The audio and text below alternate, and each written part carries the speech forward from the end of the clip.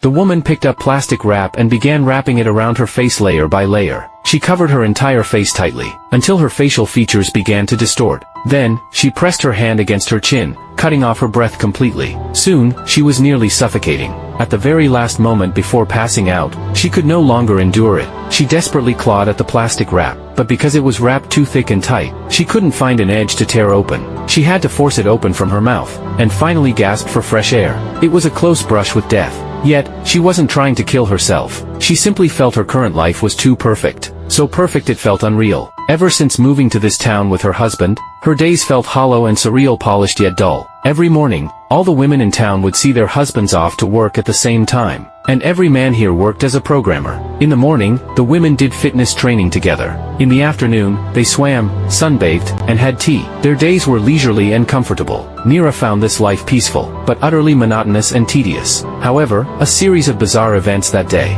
made her even more convinced that everything might be fake. While cleaning the windows, the wall behind her suddenly began closing in slowly. Soon, she was crushed between the wall and the glass, unable to breathe. But shortly after, it returned to normal on its own. She thought it was a hallucination, until she saw the foundation smudged on the glass, leaving her deep in thought. While cooking, Neera found that the eggs she bought were hollow. She crushed them one by one, only to realize they were all empty. This made her even more suspicious of the reality of her affluent life. Deep down, Neera felt this wasn't her true life. She should have had her own job and hobbies, not idling away her days like this. Stranger still, since moving here, she seemed to have lost her past memories. She suddenly realized she had never left this place. Every day, she could only move within designated zones. Curious about the world beyond the town, she boarded a bus to explore it. But halfway there, the driver refused to go further, claiming safety was only guaranteed here. Then, Neera witnessed something horrifying.